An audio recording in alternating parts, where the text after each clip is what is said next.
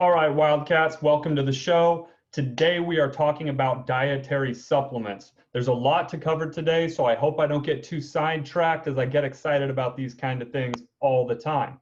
Now, before I get too carried away, I want to talk about whole food first and really making sure that we don't necessarily need to supplement our diet with additional nutrients or additional performance enhancing substances or ergogenic aids.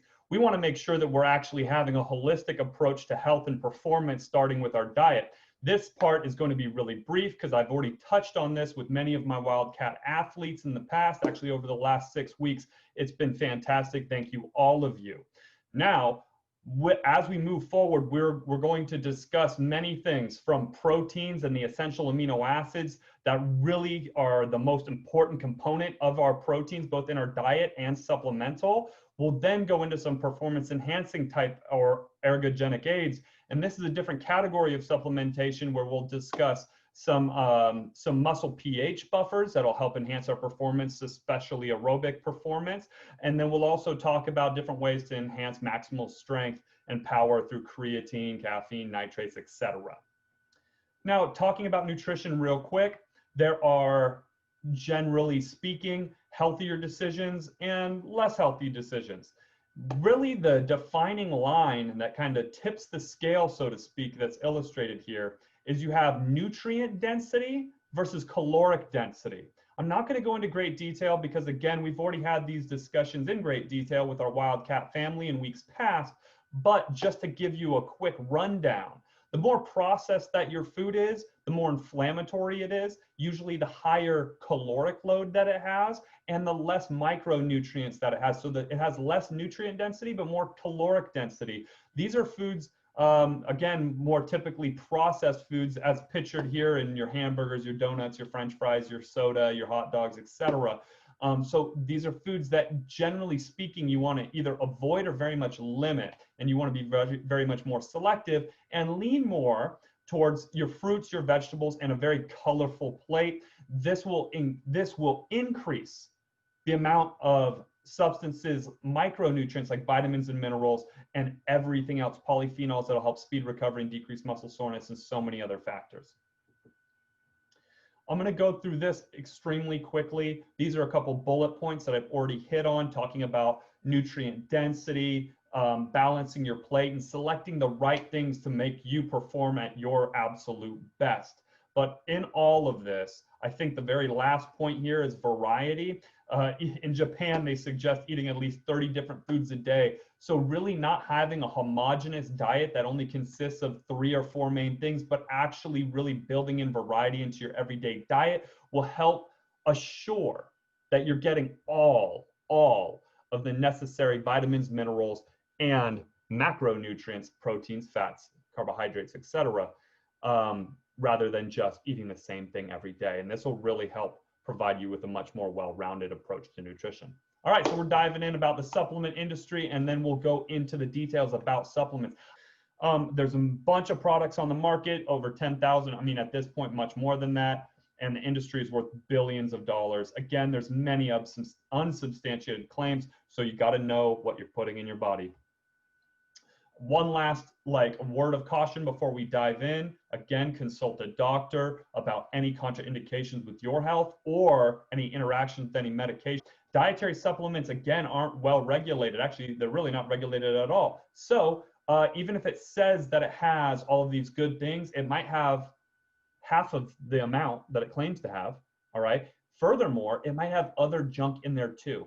So many supplements have been tested and have been shown to either not contain the adequate amounts of whatever it is that they claim to have. They also have been tested to contain many contaminants and be cross-contaminated in the factories that make them anyways. So be aware of that. Here's the key point on this slide. Look for supplement certifications. NSF certified for sport is huge, especially if you're an NCAA athlete. Look for that certification. It will literally be on the label. They'll want to show you that if the product is NSF certified for sport. That's a big deal. And finally, check if you are a drug tested athlete in the NCAA, such as my Wildcat athletes. here at Chico State. Make sure that you check the NCAA website or consult with me directly, or our sports medicine staff will make sure you're dialed in. The very first supplement that I want to talk about is omega-3s. And here's why. Because I'm going to start off with food-based supplements, or even better yet, a better way to say that is a nutritional dietary supplement. So what fits into that category? Vitamins, minerals, protein, and omega-3s. So that is my categorization. That's mine, Coach Colin. That's my categorization of food-based supplements, okay? Nutritional food-based supplements. Omega-3s are critical for your health, and here's why. Not only are they a vital part of the structure of your neuron, not only neurons, meaning in your brain cells, and every nerve cell in your body. Not only are they critical to the body, as well as the dendrite, or the connection, the wires that go all around your body. Omega-3s compose these, specifically DHA. So not only is it high concentration in your brain and nervous system, but EPA, another form of omega-3s that's found in high concentrations in fish, is vital for your health of your heart and your entire circulatory system. The lining of all of your blood vessels, period, is going to be nourished, replenished, and remain more elastic with adequate EPA or omega-3 consumption. The reason why I want to talk about this is because, number one, you can get this through your diet. All right, you can get this through your diet. The number one place to get omega-3s is fish, by far. It's not even close. You know why? Because those two types of omega-3s I just mentioned, those acronyms of DHA and EPA, also known as long chain omega-3s, those are the actual fat structures that are in your body, and they're directly absorbed and assimilated from that fish and into your body's tissues. So the efficiency of eating fish and absorbing that oil from the fish, the omega-3 oil, is very high. It's very efficient. You may consume plant-based omega-3s in your diet, such as chia seeds, flax seeds, hemp seeds. Those are your big three. You may consume, walnuts is another one. You may consume those naturally occurring plant-based omega-3s, but here's the drawback. You don't absorb nearly as much. It's not as efficiently absorbed as the animal-based EPA, DHA that's found so high in fish. It's also found in milk and eggs, specifically pasture-raised eggs, basically chickens that have been outside. Chickens with a tan. Chickens with a tan got great omega-3s. So just joking. But anyways, ALA, or plant-based omega-3, is not very well absorbed. It's great for you. It's great to be used as energy by your body, but it doesn't work as well for your brain and for your heart, not nearly as well. So we look at it, why does EPA and DHA matter? Like I just said, healthy triglycerides, meaning healthy cholesterol levels, support brain, support your heart, supports your eyes. It is great for you. And the note at the bottom reiterates what I said. Simply getting the ALA from chia seeds, flax seeds, walnuts is not enough. It doesn't absorb at a very high rate. The efficiency is between 10 and 20%. So if you eat 10 grams worth of omega-3s from chia seeds, your body's only going to absorb up to 2 grams. If you eat 10 grams of fat from salmon, your body absorbs about 10 grams of omega-3s of the fat that was in the salmon, for example. So first one up, fish oil, very, very much supported, especially if you don't eat fish. By the way, the recommendation, the USDA recommendation and the American Heart Association recommendation is 2 times per week. So if you don't eat fish, and I ask my athletes this question if they eat fish once a week, and honestly, I had a 50% compliance. So that's even less for 2 times a week. The recommendation is 2 times a week. So if you don't eat fish at least twice a week, omega-3 fish oil supplement, highly recommended. Now, look at this. There's a lot going on here. Supplements suggested for desired training adaptations. This is your performance enhancing supplements. This is the segue and the gateway to the rest of the presentation. And we will talk a little bit about protein too. So I'm not going to go at too much length here, but the first category on the far left with the guy doing the back squat and the guy running on the treadmill, these are true performance enhancers. You have caffeine, bicarbonate, we'll talk about these things, creatine and nitrates. These will likely increase your performance, period, but we'll talk about how they do so and which ones are going to enhance the attributes of performance that you want, okay?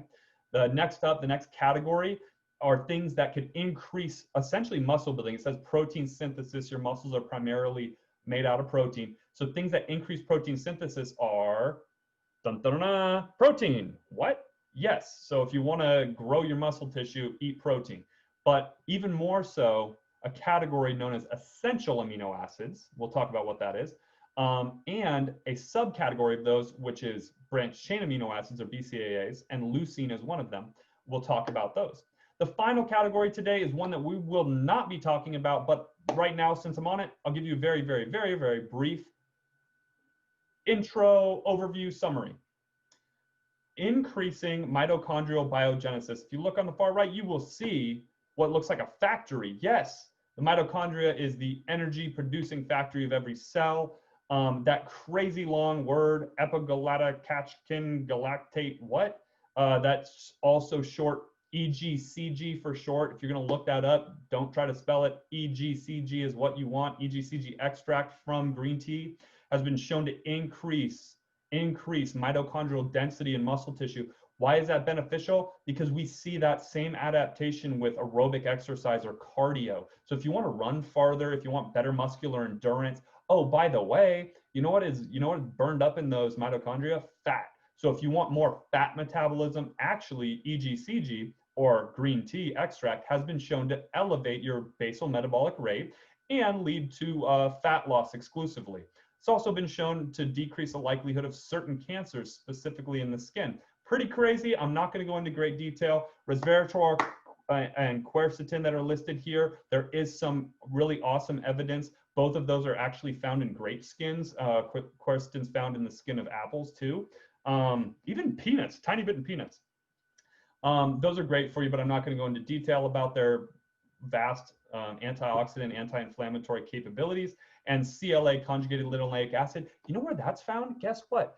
Grass-fed beef and grass-fed milk. I'm not going to go on a long spiel about how you should eat grass-fed beef or grass-fed milk or dairy products, but what I'll say is I am going to talk about animal products today. I will talk about beef, I'll talk about dairy briefly, both of them. And so what I'll say now is that if you choose grass-fed, which is a lot more expensive, if you choose grass-fed, you're getting more of that CLA or conjugated linoleic acid that's listed to make your metabolism more efficient. So overall, grass-fed, a lot better for you, but I'm not going to go into detail about why. You'll have to ask me yourselves. All right, let's dive in. The first up is proteins. Proteins. We're talking about amino acids. Now, there are essential amino acids and non-essential amino acids, meaning that some amino acids you have to eat. You have to consume them. They have to be in your diet. And if they aren't, then you cannot produce the non-essential. You may eat the non-essential amino acids and they'll still benefit you in different ways. However, they cannot provide you with these essential amino acids that are listed here.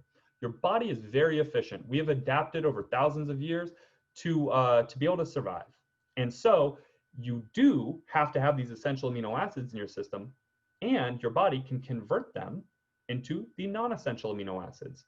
So why is this a big deal? We're going to be talking about amino acids today because a lot of our performance enhancing substances are derived from amino acids, or they are specifically amino acids themselves.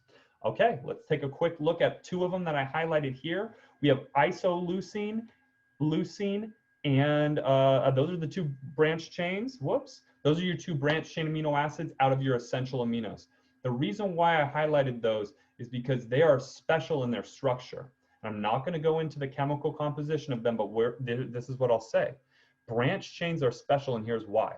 Because branch chains are the first amino acids, number one, for your muscle tissue to release during high intensity exercise. These branch chains are actually the proteins, the aminos, that your body would use for energy if it burns proteins at all, which it does, especially during exercise. So your body doesn't want to use protein as the primary source, and it won't unless you're totally starving. So your body's going to be burning carbs and fat, and there is a little bit of aminos that are tossed up as fuel, and they're actually the branched chains, and 2 of them are essential. So we first of all need to understand there's importance to this. If you're exercising, if you're training, if you're working hard physically, your body is giving up 2 of the critical amino acids for your health, giving them up, tossing them up and burning them in the fire. That's not the only purpose of these. There are other purposes. It's also sending them out for other reasons that I'm not going to go into in great detail now. But you have to understand that you're going to need to replenish these branched chains in higher quantities because they're getting burnt up during high levels of physical activity. The biological value or the absorption of those proteins is much greater in animal products. Animals typically have a more similar amino acid profile to other animals versus an animal and a plant. So what you'll see here is that listed from greatest to least, from top to bottom, you'll see that whey protein, which is a supplemental source of protein, okay?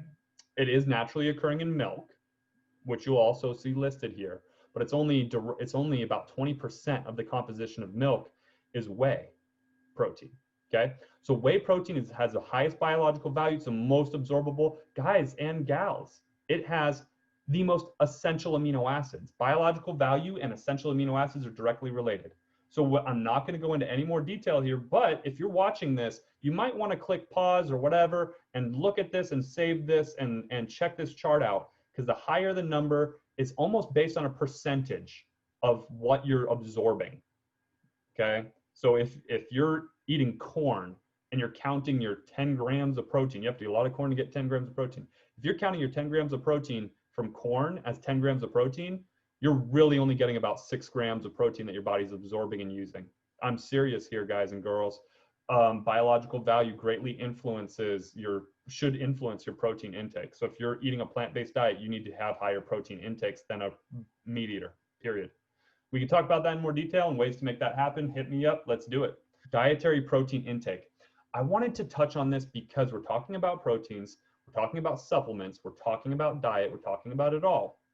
And one thing I need to make sure that you all understand is if we look at the chart, the little S curve on the upper left, right by the guy building a brick house, okay? And those bricks are supposed to symbolize protein as building blocks of all the tissues in your body. If you look at that S curve, there's 2 dotted lines that run vertically, okay, along the y-axis. If you look at what those are, the estimated average requirement and the recommended daily allowance, that's what you're seeing when you look at a food label. You're looking at the daily allowance based on a 2,000 calorie diet. So when you see that under protein, it says 20% or 50%, I need you to understand that if you're an athlete or if you're just a recreational exerciser, you need so much more than what that label is telling you as far as a percentage. This research right here that is quoted and it's relevant and it's new, 2019, is not the only research.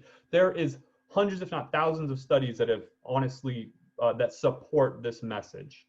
All right, so for an athlete, if you want to maintain or gain weight, let's just call it lean muscle mass. If you want to support the lean muscle that you already have, you need to be eating 1.3 to 1.8 grams per kilogram of protein. So I'm going to have to, you're going to have to do a little bit of math. I'm very sorry, but I'll make it easy for like a male athlete.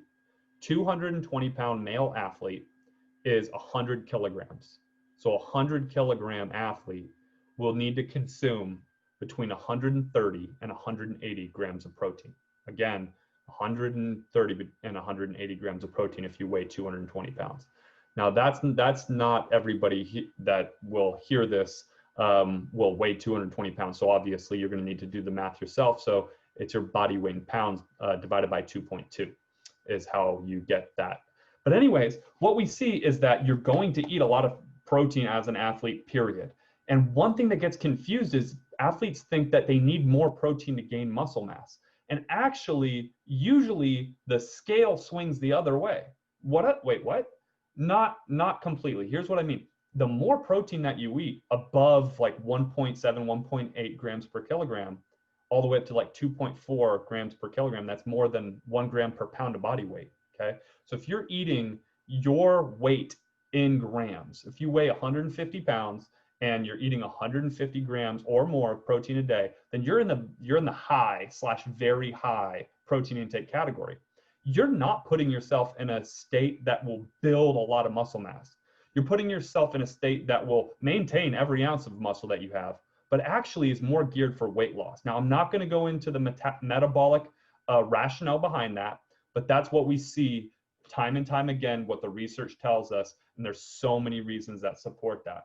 And the last thing I'll mention about this particular slide is that consuming not only the total amounts, but specifically what is recommended for athletes to attain those optimal adaptations for body composition, so body fat loss and muscle gain, you're better off getting leucine rich. Leucine is one of those essential amino acids. It's also one of those branched chain amino acids.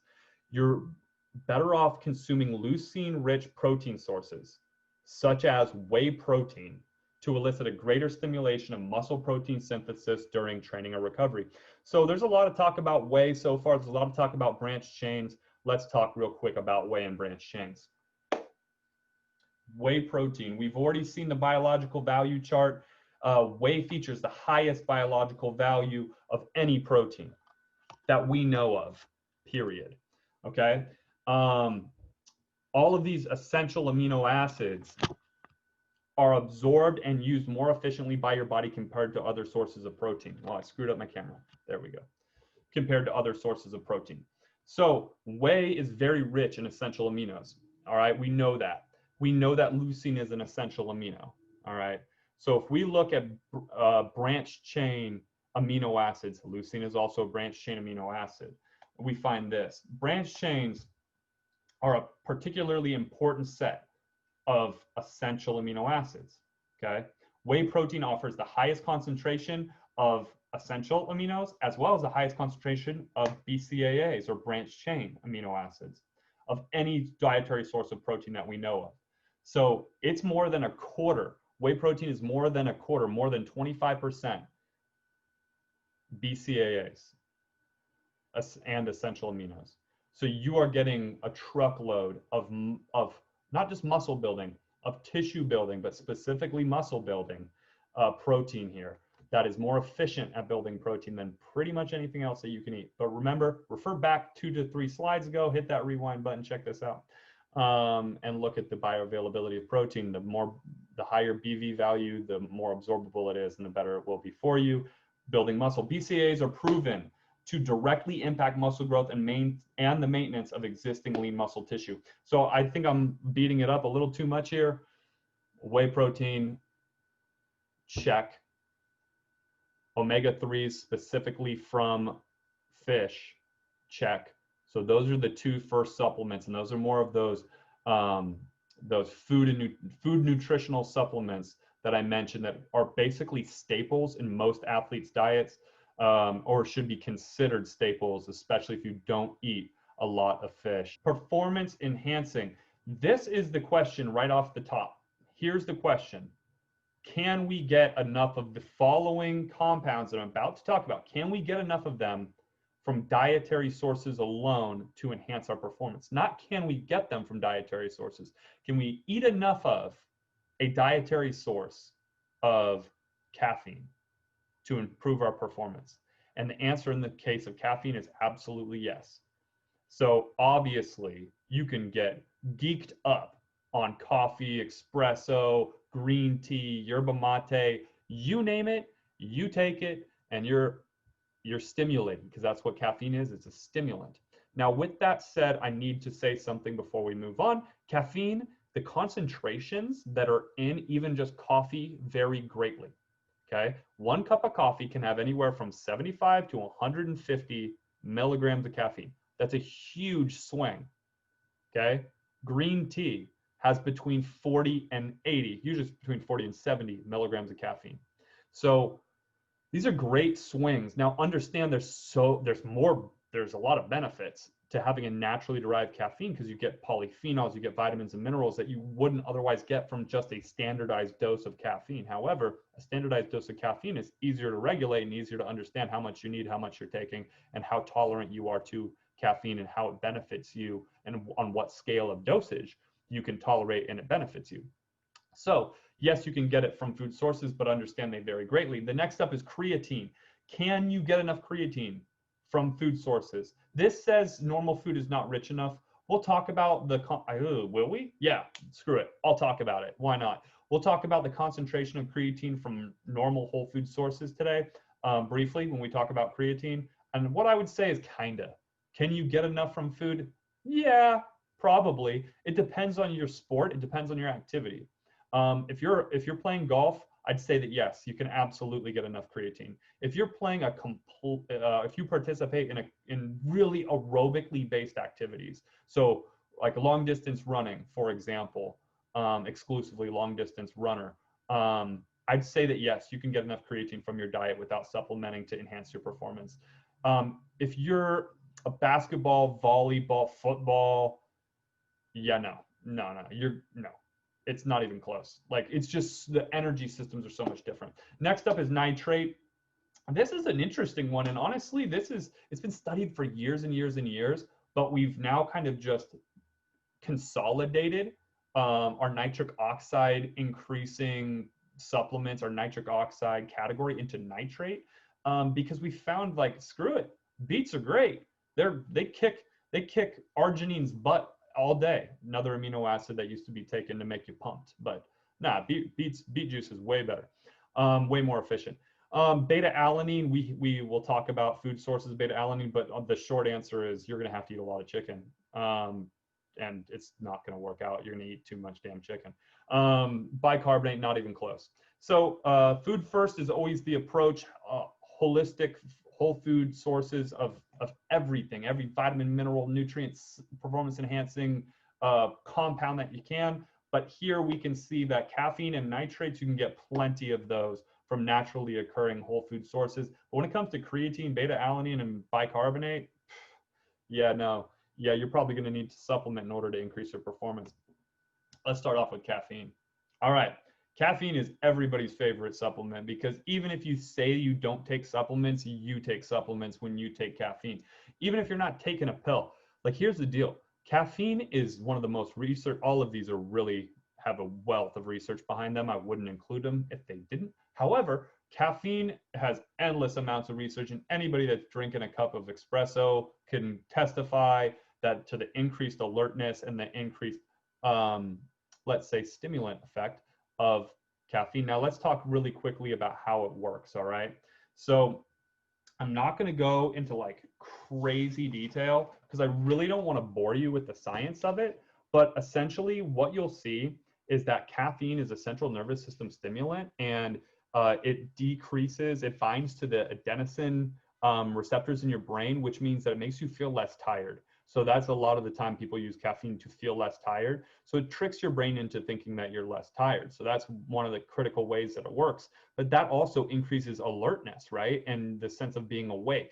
That in and of itself is a performance enhancer, not only for mental cognitive performance for studying or whatever it might be, but caffeine is also a performance enhancer because it increases alertness. It's a performance enhancer for sport where cognitive processing is important, and that's pretty much most all sports. It has a benefit. There's a point of diminishing returns with caffeine where you take too much and it actually can screw up your ability to focus. But I don't want to go into that too far. Caffeine also increases your epinephrine, norepinephrine levels. It increases your adrenal hormones and stimulates your adrenal glands. I don't want to go into too much detail about that because it can also increase cortisol, which is a stress hormone. But caffeine basically gives you a small adrenaline rush, a little shot of adrenaline, okay? Depends on how much you take, how big or small of a shot that is. Also, depends on how frequently you take it and how that could negatively affect your adrenal glands. So note to self, drinking 5 cups of coffee a day for every day is probably going to result in you being so fatigued that your 5 cups of coffee just doesn't do it anymore. So caffeine is something that you really do need. There is an optimal dosage, if you will, And it is individualized, but it also will, your body will develop a tolerance to caffeine. And that's something to note, that caffeine is something that you shouldn't take in moderate or high levels daily. Low levels daily shouldn't be an issue. But if you're having, again, more than, I'll just use coffee, if you're having more than a cup of coffee a day, every day, you might want to have a couple of days a week where you try to wean yourself down off your caffeine. But anyway, sorry about that. Here's what caffeine does beyond just the stimulating of your brain and all of that. Caffeine increases your aerobic performance quite dramatically. And one of the ways it does so, I mentioned that it has an effect on your brain. One of the ways that caffeine increases your performance is that it decreases your perception of fatigue. Caffeine decreases your perception of fatigue. I already mentioned that with talking about alertness and tiredness. And that's important when you're running a long distance, for example, or you just have multiple bouts of exercise, whatever they may be, if it's competitive sport or if it's exercise.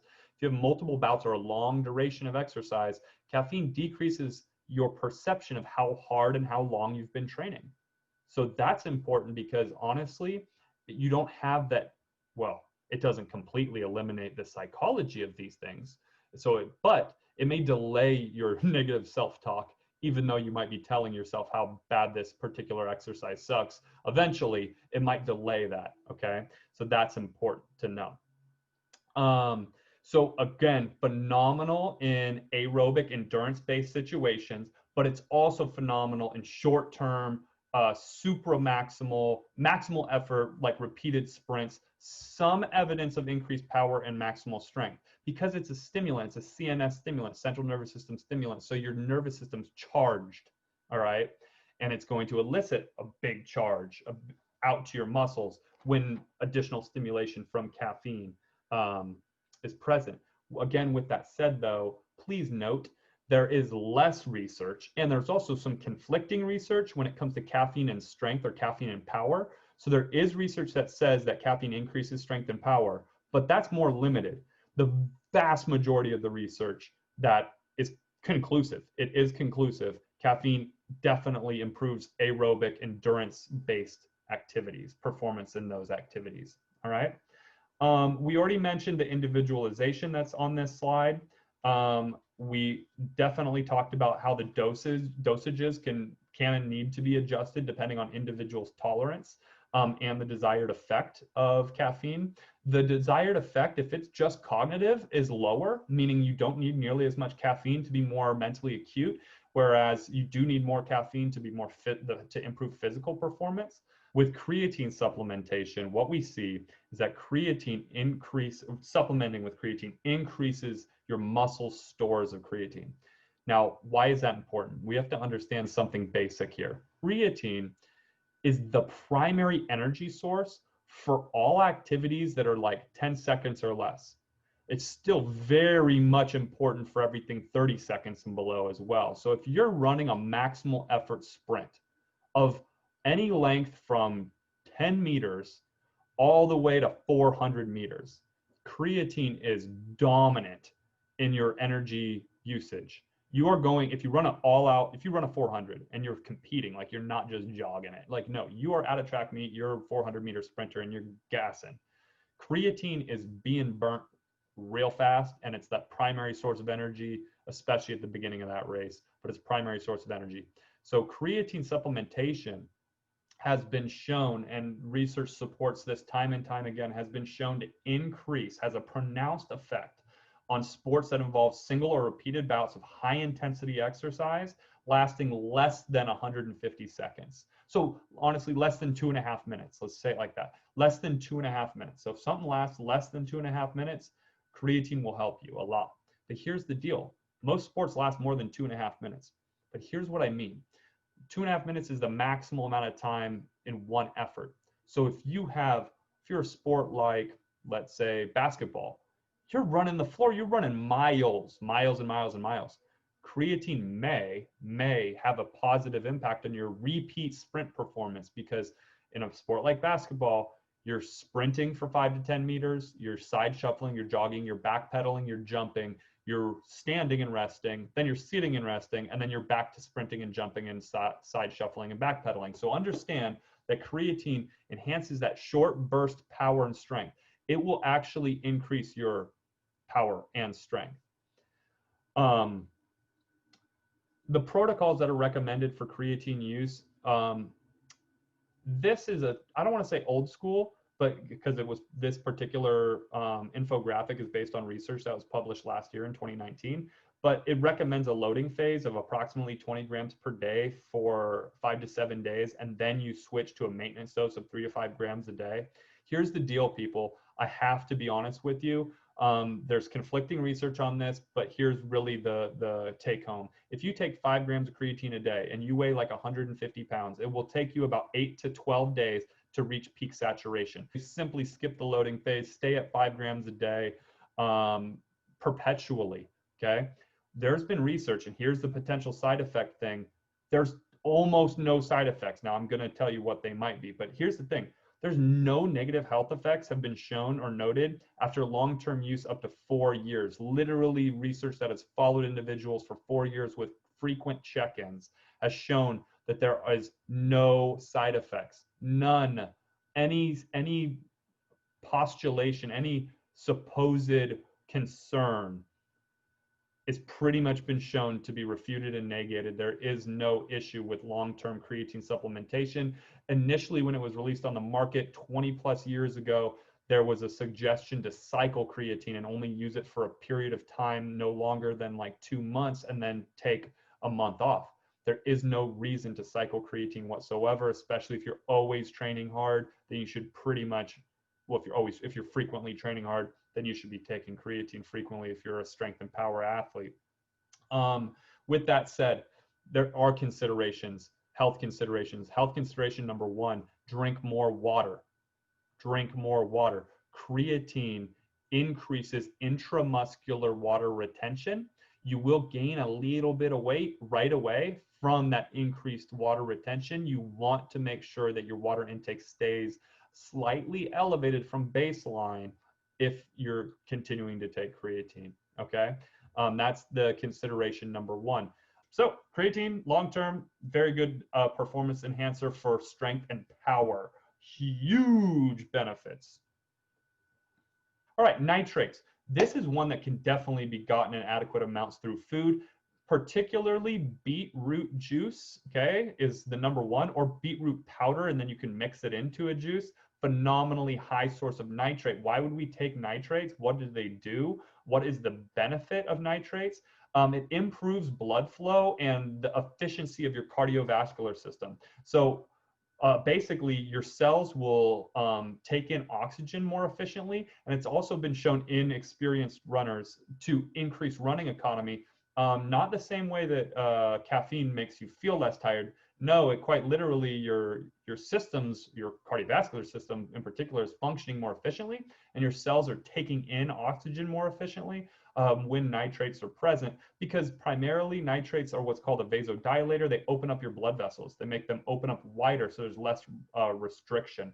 So nitrates are great in middle and long distance events. This is great for a sport like soccer. It would be good also in, of course, my distance athletes, my distance runners, any aerobic athlete, but it's also beneficial in sports like basketball, where there's a good amount of everything. There's a good amount of running, jumping, cutting, but the cumulative amount of aerobic is still high. It's also present in other things like celery seed, and spinach and other vegetables, but the highest amount of nitrates can be found in beets and beetroot juice particularly. One weird thing about nitrates is that in the highest of level of athletes, like literally I'm talking elite professional aerobic athletes, we see that they don't have as much, or like specifically there's a measure of VO2 max. If you're above a rating of 60 on the VO2 max, you have less of a benefit of taking nitrates, particularly because your body's natural response to exercise is so efficient, and your blood vessels already dilate and open up so fast and in an appropriate manner to exercise, that nitrates as a supplement don't help as much as we would think, especially they don't help as much as they do in beginner and intermediate athletes. Nitrates, because they open up and increase vasodilation. Do not take nitrates if you naturally have low blood pressure. It will lower your blood pressure more. So the potentially risks of like fainting and stuff become higher. So I wouldn't recommend nitrates to individuals with low blood pressure. Okay, this one's huge because beta-alanine, this next one that's up right here, beta-alanine is in every darn pre-workout on the market. If you've ever like taken a pre-workout supplement, mixed, mashed, batched a bunch of different stuff, and you've ever felt tingling or burning sensation in your skin, or if you've ever broken out in a rash, it's probably from this stuff. Okay, so we just established what a side effect was. Beta-alanine, similar to creatine in this sense, will accumulate and build up in your system and build up in your muscle tissue. How beta-alanine works is it buffers and it decreases the amount of acid buildup in your muscles during exercise. If you've ever been doing crunches or bicep curls and you feel that burning sensation, or if you've ever done anything and felt that burning sensation in your muscles while you're working out, that lactate or that acid buildup, there's so many names, people call it protein buildup, proton buildup, people call it hydrogen buildup. It's metabolic acidosis. It is an acidic state. Beta-alanine buffers that acidic state, decreases the acid content of your muscles quite dramatically after you've taken it for a while and it's built up in your system. And this will, after 10 to 12 weeks in this protocol, beta-alanine will increase your muscular endurance pretty dramatically from 30 seconds to about 10 minutes. That window of activity, that 30 seconds to 10 minutes of activity. If you're an athlete that competes in that middle range or that low to middle range right there, beta-alanine might be advantageous for you. So essentially, you become much more efficient at recovering from multiple short bouts of high intensity exercise. Beta-alanine, again, I mentioned the sport of basketball. Beta-alanine is like phenomenal in a sport like volleyball, basketball, or probably even soccer, where you're having multiple bouts of moderate to high intensity exercise that last between 30 seconds and 10 minutes each bout. So in that case, up to 10 minutes, I mean, I'm not talking like you're only moving for 10 minutes. I'm saying the intensity is only high for 30 seconds to 10 minutes before you recover and repeat. So beta-alanine is very good for those middle to moderate ranges. And I believe this is our last slide here, sodium bicarbonate. Now, here's why I kept this one for last. The research on this one has been around probably the longest, but I gotta be honest with you, the supplement industry as a whole, as well as myself personally as a strength coach, recommends sodium bicarbonate less and less and less because of the drawback. And sodium bicarbonate, by the way, just to make it simple, it's literally baking soda, okay? Sodium bicarbonate is baking soda. I'm talking about using baking soda as a supplement, okay? This is actually one of the first supplements, like big supplements ever. Now, does it improve your performance? Yes, especially for endurance, middle distance endurance running, okay? Similar effects to beta-alanine, okay? Buffers the acid and reduces that burning sensation, allows you to run for longer, allows you to perform for longer. Here's the issue. I've taken baking soda by itself. I've taken sodium bicarbonate, followed all the dosing. The GI, the gastrointestinal discomfort, is a real thing, okay? Sodium bicarbonate can mess up your belly. Here's what I recommend. Try taking sodium bicarbonate with a sugary beverage, with a carbohydrate, so Gatorade, fruit juice. So mix in the appropriate amount, the dosages are listed right here on this slide, of sodium bicarbonate into a carbohydrate-rich beverage, and that will help mitigate the gastrointestinal discomfort. And that did so for me as well in my personal experimentation. However, what you see is nowadays in most pre-workout type supplements, the all-included, just throw it all in the kitchen sink and hopefully it works kind of supplements, you'll see that they use sodium citrate instead of sodium bicarbonate. There is research on sodium citrate, but the total efficacy, like, does the research really support it? It's much less. So sodium bicarbonate has way more research and it definitely works. That's the thing. It definitely increases your time to fatigue and your middle distance performance. So this could be something that most athletes could benefit from, sodium bicarbonate. However, it's something just like all of the other supplements. You want to actually try them out before you take them, like before a practice or before a competition for sure. So to summarize everything that we've discussed, number one, it's really important for you to know what you're taking. Know what you're putting in your body, because you and you alone are responsible for what you put in your body. All right. Use your resources, whomever they may be, whether that is your doctor, which I do recommend consulting a doctor before you take a nutritional supplement, or if you're a NCAA athlete, if you're one of my Wildcat athletes, talk to me. All right. Let's make sure that you're dialed in. Let's make sure you're not taking anything with banned substances in it. That would be really, really good. And let's also make sure that whatever it is that you're putting in your body, that you're actually going to get the desired outcome from said supplement. And also, if you know what the negative effects may be, then it's easy to identify them if they occur. And lastly, make sure that your diet is in check first. No matter the supplement, it will not fix a poor diet. All right. If you don't have your macronutrients taken care of in the correct portions, if you don't have a really rich and diverse vegetable and fruit assortment, no matter how much creatine or protein supplements you take, you're never going to recover the way you want to. You're never going to perform the way you want to. Your health will not be optimal if you eat garbage and you think that taking a supplement will just fix or put a Band-Aid on your lack of an adequate diet.